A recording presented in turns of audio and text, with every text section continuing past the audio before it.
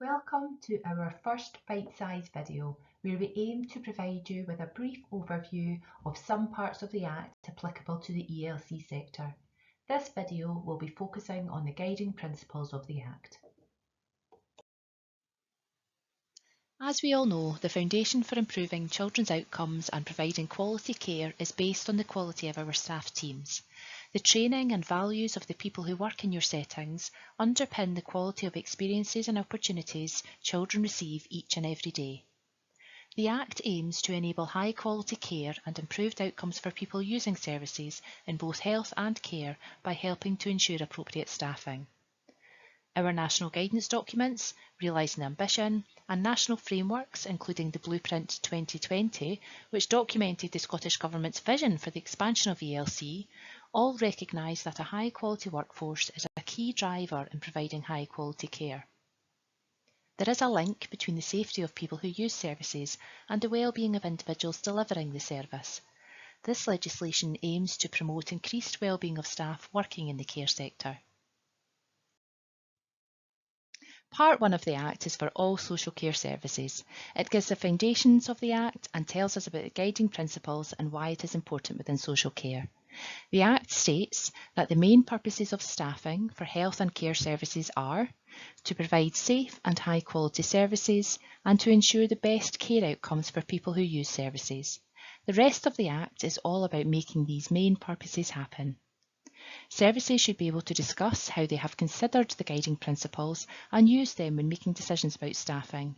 So all services need to be aware of what the new legislation entails and consider how they will ensure they meet the expectations set out. There are 8 headings on the slide. These are the principles of the Act and must be considered when arranging staffing in any service type in order to achieve the main purposes set out in the last slide. Most of these headings are similar to the expectations that were set out in previous legislation of Regulation 15, and I'm sure you'll be able to identify some areas of good practice within your own services in these principles. For example, through quality improvement and the introduction of the health and social care standards, we are already working towards the first principle of improving standards and outcomes for children. The second principle of taking account of individual needs, again, is something many services do very well.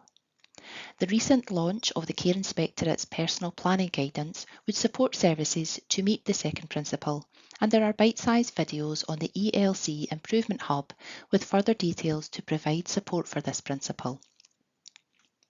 One principle we wanted to draw your attention to is an addition to current legislation, that being the well-being of staff. Many of your services may already have measures in place to consider staff well-being. There is a link between the safety of people who use services and the well-being of individuals delivering the service. This legislation aims to promote increased well-being of staff working in the care sector, with the expectation that supporting staff's well-being can reduce sickness absence, burnout and work-related stress, meaning that they are available to care for people using services. In order to provide safe and high quality services, appropriate measures and checks will need to be in place to achieve and maintain the well-being of individuals working in the service. What that will look like will differ between services, and it's about finding processes and measures that meets the needs of the individual services and staff. The focus is on staff well-being insofar as it affects the main purposes of providing safe and high quality services and ensuring the best care outcomes for service users. The important thing services should be aiming for is that it is safe for staff to raise issues without fear of retribution, and that there is a culture of service improvement, transparency and open communication. This was a brief overview of the first part of the Act which is applicable to the ELC sector. Please review our other bite-sized video which provides an overview of Part 3 of the Act.